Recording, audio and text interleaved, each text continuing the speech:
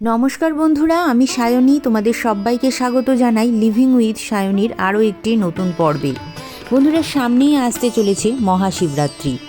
এই মহাশিবরাত্রি হলো দেবাদিদেব শিব এবং মাতা পার্বতীর বিবাহ উৎসব, যা প্রতি বছরের ফাল্গুন মাসের কৃষ্ণপক্ষের চতুর্দশী তিথিতে পালিত হয়।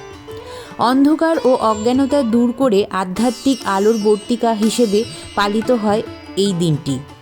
এই দিন ভক্তরা রাত জেগে শিব উপাসনা, উপবাস এবং শিবলিঙ্গে জল ও বেলপাতা অর্পণ করে মোক্ষ ও পরম শান্তি লাভের জন্য। আবার মনে করা হয় ব্রহ্মা এবং বিষ্ণুর সামনে মহাদেব প্রথম লিঙ্গ বা অসীম জ্যোতিরূপে এই দিনই আবির্ভূত হয়েছিলেন। এই ব্রত নারী এবং পুরুষ উভয়েই রাখতে পারেন। কঠোর উপবাস, নিশীথকালে শিব পূজা, ধ্যান করার মাধ্যমে ভক্তরা সমস্ত পাপ থেকে মুক্ত হন এবং মোক্ষ লাভের সুযোগ পান। চলো বন্ধুরা, আজকের ভিডিওতে আমি তোমাদেরকে দেখিয়ে দেব কিভাবে মহাশিবরাত্রির দিন আমরা বাড়িতে অতি সহজ সরলভাবে মহাদেবের পূজা আরাধনা করব। এছাড়াও বলে দেব নানা অজানা তথ্য এবং তার সঙ্গে তোমাদেরকে জানাবো এই বছর অর্থাৎ 2026 সালের মহাশিবরাত্রির সময়সূচি, এবং বলে দেব 1 টাকা দিয়ে তোমরা করতে পারো একটি অব্যর্থ টোটকা, যার ফলে তোমার গৃহ থেকে হবে শিবকৃপায় অর্থকষ্ট দূর। এবং শিবরাত্রির ব্রতকথা পাঠ করে আমি আজকে শোনাবো। তো চলো বন্ধুরা, আর দেরি কেন, সরাসরি মূল পর্বে যাওয়া যাক।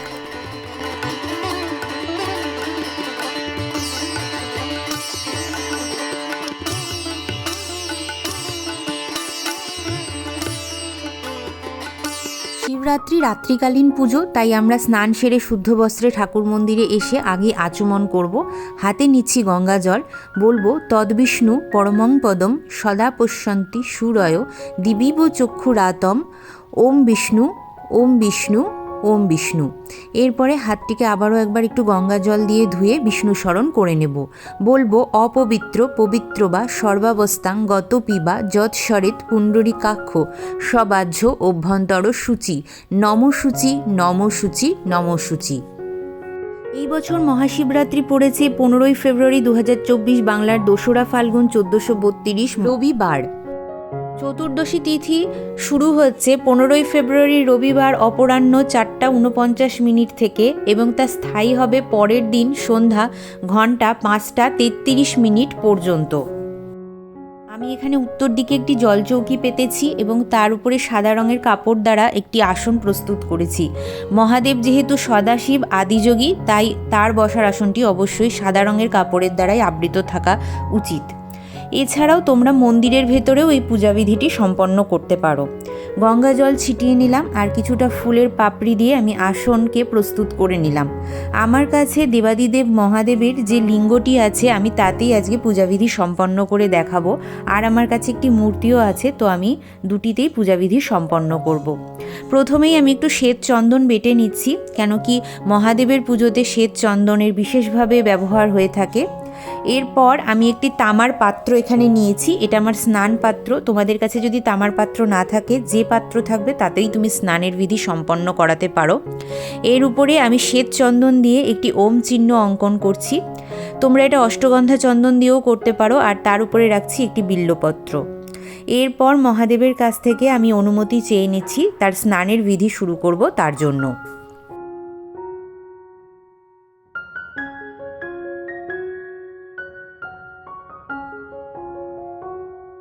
মহাদেবকে আমি স্নান পাত্রে বসিয়ে নিয়েছি এবং অগ্নিদেবকে সাক্ষী রাখার জন্য আমার পুজোর এখানে আমি একটি তেলের প্রদীপ প্রজ্বলিত করেছি। তোমরা চাইলে এখানে ঘিয়ের প্রদীপও প্রজ্বলিত করতে পারো। মহাদেবের লিঙ্গে জল এবং পঞ্চামৃত অভিষেক করার একটি বিশেষ নিয়ম থাকে। তো দেখো, এই যে সরু যে জায়গাটা, এটাকে আমরা গৌরীপীঠ বা গৌরী পদ্ম বলি। গৌরীপীঠের সামনের এই যে ডান দিকের যে অংশটা, এখানে থাকে সিদ্ধিবিনায়ক গণেশ, এবং বাঁ দিকের যে উঁচু এই জায়গাটা, এখানে থাকে হচ্ছে কুমার কার্তিকেয়, আর মাঝখানে থাকে অশোক সুন্দরী, অর্থাৎ যিনি দেবাদিদেবের কন্যা। আর এই দেবাদিদেবের লিঙ্গের চারপাশে আবৃত হয়ে থাকে মা গৌরী। তো অভিষেক করার সময় প্রথমে আমরা সিদ্ধিবিনায়কে জল দেব, তারপরে কুমার কার্তিকেয়তে, তারপরে অবশ্যই অশোক সুন্দরীকে, এবং তারপরে মাতা গৌরীকে 3 বার জল নিবেদন করার পরে বাবাকে আমরা অভিষেক করে থাকি। তো এই নিয়মে তোমরাও অভিষেক করবে। এখানে আমি পঞ্চামৃত বানানোর জন্য কাঁচা দুধ নিচ্ছি। এখানে পঞ্চামৃতর প্রত্যেকটি উপাদানের যা গুণাগুণ আছে তা কিন্তু আমি একটি শর্টস ভিডিওতে বলে দিয়েছি, আমি আই বাটন এবং ডেসক্রিপশানে দিয়ে দেবো, তোমরা সেখান থেকে দেখে নেবে। তার মধ্যে দিচ্ছি একটু টক দই, এরপরে আমরা একই সাথে মিশিয়ে দিচ্ছি একটু শুদ্ধ দেশি ঘি এবং তারপরে আমরা মেশাচ্ছি মধু। এরপরে আমি মেশাচ্ছি একটু চিনি, তোমরা এর বদলে মিছরিও ব্যবহার করতে পারো। আর এই জিনিসটা কিন্তু তোমরা অবশ্যই পিতলের পাত্রে বানাবে, কখনোই তামার পাত্রে বানিও না, তাতে কিন্তু দুধটা কেটে যেতে পারে। পঞ্চামৃতর পাশে আমি আরেকটি তামার পাত্র রাখছি। মহাদেবকে সবসময় তামার পাত্রে কিন্তু জল অভিষেক করতে হয় বন্ধুরা। তো এখানে আমি গঙ্গা জল নিয়ে নিয়েছি। এবার আমি দুঃখ দারিদ্রতা হরণের একটা জিনিস দেখাবো। এই যে গঙ্গা জল, এর মধ্যে দেখো আমি একটু কর্পূরের গুঁড়ো দিয়ে দিয়েছি। কর্পূরের গুঁড়ো না পেলে তুমি এলাচ আর একটু চিনি একসঙ্গে থেতো করে সেটাও জলে মেশাতে পারো। এবং এই যে পঞ্চামৃত দিচ্ছি, এই পঞ্চামৃতর মধ্যে আমি দিয়ে দিচ্ছি একটু কেশর। কেশর কিন্তু মা লক্ষ্মীকে অত্যন্তই প্রীত করে। তবে কেশর বা জাফরানের অনেকটাই বেশি দাম। আমার যে সমস্ত বন্ধুরা কেশর বা জাফরান নিতে পারবে না, তারা নেবে না।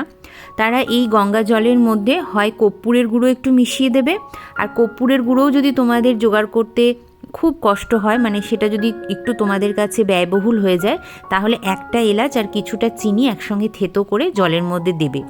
এবং এটা যে শুধু শিবরাত্রির দিন তোমরা অভিষেক করার সময় করবে এমন নয়, তোমরা প্রত্যেক সোমবারেও এই জিনিসটা কিন্তু করতে পারো এবং নিজের দুঃখ দারিদ্রতা দূর করতে পারো। এরপর আমরা অভিষেক আরম্ভ করব। ওম নমঃ শিবায় নমঃ, ওম নমঃ শিবায় নমঃ, ওম নমঃ শিবায় নমঃ। এই মন্ত্রটি বলতে বলতে জাপ করতে করতে আমরা দেবাদিদেব মহাদেবকে স্নানাভিষেক করাবো। তোমাদের যাদের কালো সর্প দোষ বা সাড়ে সাতির দশা আছে, তারা এই সময় অবশ্যই মহামৃত্যুঞ্জয় মন্ত্রটি জাপ করবে। মহামৃত্যুঞ্জয় মন্ত্র আমি স্ক্রিনে দিয়ে দিচ্ছি। বন্ধুরা, আমরা সকলেই জানি যে মহাদেবের অপর নাম হলো আশুতোষ।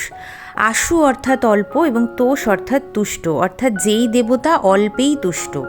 অর্থাৎ আমরা দেখেছি মহাদেব কিন্তু এক ঘটি জল আর একটা বিল্বপত্রতেই তুষ্ট হয়ে যান। তাই আমার যে সমস্ত বন্ধুরা আজকে আমি যে যে উপকরণগুলো দেখাচ্ছি সেইগুলো সব কিছু জোগাড় করতে না পারবে, তারাও কিন্তু মনে কোনো রকম দ্বিধাদ্বন্দ্ব রাখবে না, শুধু মনের ভক্তি দিয়ে বাবাকে ডাকবে, তাহলেই হবে। আর আমি তোমাদের জন্য বাবার কাছে প্রার্থনা করব।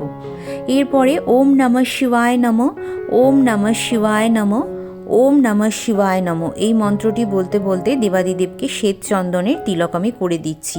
বন্ধুরা, শ্বেত চন্দন কিন্তু আমাদের জীবনে শীতলতা প্রদান করে। অর্থাৎ তুমি যদি অনেক দিন ধরে আর্থিক কষ্টে থাকো, তুমি যদি কোনো গৃহে অশান্তিতে থাকো, তা কিন্তু দূরীভূত করে দেয়। তাই অবশ্যই শ্বেত চন্দন বাবাকে নিবেদন করবে। আর এখানে আমি একটি নতুন উপবীত দিচ্ছি। উপবীত অর্থাৎ পৈতে। এখানে আমি কিছু বাবার প্রিয় ফুল নিয়ে নিয়েছি। এই ফুলগুলোরও কি কি গুণাগুণ, কেন এগুলো বাবার পুজোয় লাগে, কেন এগুলো বাবার অত্যন্ত প্রিয়, সেগুলো কিন্তু আমি অলরেডি একটি শর্টস ভিডিওতে দিয়ে দিচ্ছি। আবারও একবার বলছি, আমি ডেসক্রিপশান বক্স এবং আই বাটনে সেগুলো অ্যাড করে দেবো, তোমরা সেখান থেকে দেখে জেনে নিতে পারো। এখানে আমি সুন্দর করে পুজোর থালাটা সাজিয়ে দিলাম। আরও একবার বলছি বন্ধুরা, যারা এই এত সামগ্রী জোগাড় করতে পারবে না, তারা কিন্তু মননেও এই জিনিসগুলো বাবাকে নিবেদন করতে পারো। অর্থাৎ মনে মনে তুমি ভাবছো যে বাবাকে একটি আকন্দ ফুলের মালা তুমি দিচ্ছ, মনে মনে তুমি ভাবছো যে বাবার জন্য ষোড়শ উপাচারে তুমি পুজোর ব্যবস্থা করেছো, তাতেও কিন্তু নিবেদন হয়ে যায়। তাই কোনো জিনিস জোগাড় করতে যদি অপারগ থাকো, তাহলে মনে কোনো রকম কষ্ট নেবে না, ভক্তি ভরে বাবার উপাসনা করবে, তাতেই হবে। এমনিতে তো বাবার অনেক মন্ত্র আছে, তবে আমি মহামন্ত্র অর্থাৎ ওম নমঃ শিবায় নমঃ মন্ত্রটি জপ করতে করতে 3টি বিল্বপত্র বাবার লিঙ্গে অর্পণ করলাম। ওম নমঃ শিবায় নমঃ মন্ত্রটি জপ করতে করতে আমি একটি আকন্দ ফুলের মালা তাকে নিবেদন করলাম। একে একে ধুতুরা ফুল, সাদা ফুল এবং তার সঙ্গে নীলকণ্ঠ ফুলও আমি বাবাকে নিবেদন করে দিচ্ছি। আর মনে মনে ওম নমঃ শিবায় নমঃ জপটি করতে আছি। তোমাদের আবারও একবার বলছি, কারোর যদি সাড়ে সাতির দশা বা কারোর যদি কালো সর্প দোষ থাকে, তাহলে কিন্তু অবশ্যই এই সময় বাবার মহামৃত্যুঞ্জয় মন্ত্রটি জপ করতে পারো এবং বাবাকে ফুল নিবেদন করতে পারো।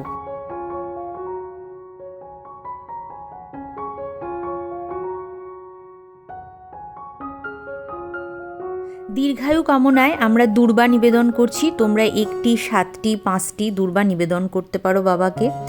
এরপরে আমরা বাবাকে নিবেদন করছি সিদ্ধি পাতা, যা বাবার অত্যন্ত প্রিয়। সেই সময়ও আমি ওম নমঃ শিবায় নম জপটি করতে থাকি এবং 3বার আমি সিদ্ধি পাতা নিবেদন করছি।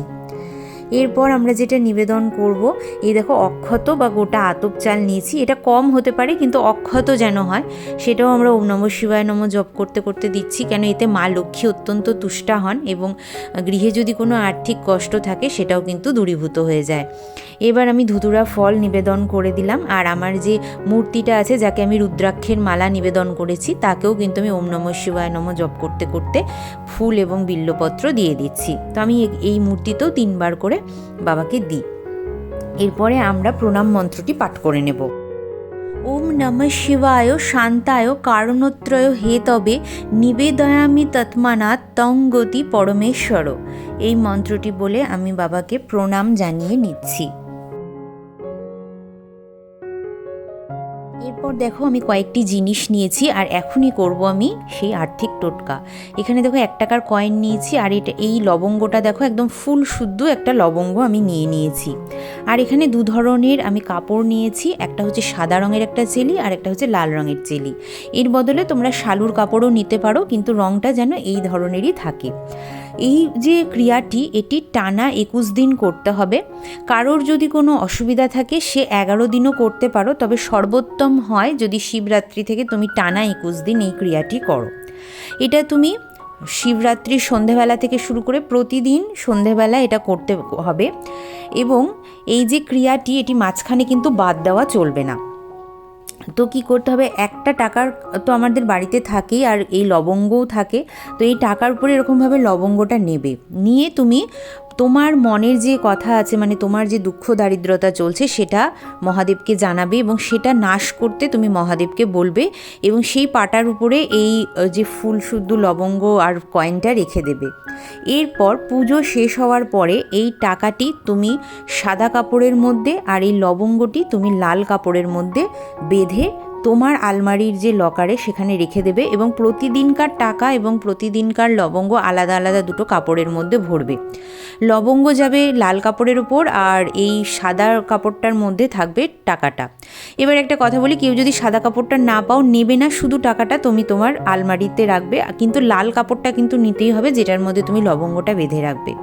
21 দিন পরে তুমি ওই লাল কাপড়টা খুলে সমস্ত যে লবঙ্গগুলো আছে সেগুলো জলপ্রবাহ করে দেবে, অথবা কোনো গাছের তলায় দিয়ে দেবে, কিন্তু টাকাগুলো তোমার আলমারিতে রেখে দেবে। আলমারি বা লকার বাক্স বা যেখানে তুমি টাকা রাখো সেখানে রেখে দেবে, সেটা কখনোই বাড়ির থেকে বের করবে না অন্তত 1 বছর। এই ক্রিয়াটি করে দেখো বন্ধুরা, 21 দিন পর থেকে তোমরা অবশ্যই একটি সুফল পেতে শুরু করবে, এবং কোনো জায়গায় কোনো টাকা যদি তোমার আটকে থাকে, কোনো কাজ যদি হচ্ছে না মনে করে থাকো, বা সংসারে প্রচণ্ড আর্থিক কষ্ট, সেটা কিন্তু দূরীভূত হয়ে যাবে।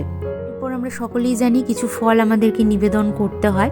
তো বেলটা মূল ফল, কিন্তু বেল আমি জোগাড় করতে পারিনি আজকে, কেন এখনও শিবরাত্রির অনেক দিন দেরি।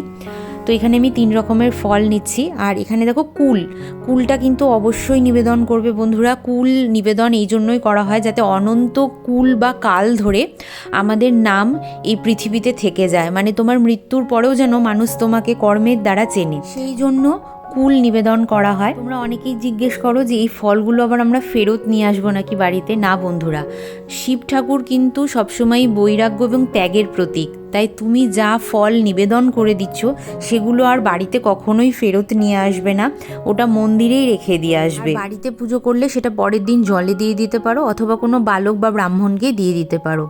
শিব ঠাকুরের পাথরের থালাতেই তাকে ভোগ নিবেদন করা উচিত, তবে যাদের নেই তাদের নেই, তারা যা আছে তাই নেবে। সাদা রঙের মিষ্টি নিয়েছি, অর্থাৎ দুধের তৈরি মিষ্টি বা ক্ষীরের তৈরি মিষ্টি একটু নিয়েছি। তবে যারা এত কিছু নিবেদন করতে পারছো না, মহাদেবের কিন্তু মিছরি অত্যন্ত প্রিয়, তো মিছরি নিবেদন করতে পারো। আর ফলের মধ্যে বেল আর কুল, আর তার সঙ্গে একটা কলা নিবেদন করে দিলেই হবে বন্ধুরা। এইটুকুন জোগাড় তোমরা করে নিও। এখানে আমি একটা ঘিয়ের প্রদীপ প্রজ্বলিত করছি, কেন কি এই দিন একটু ঘিয়ের প্রদীপের আরতি বাবাকে করতে হয়।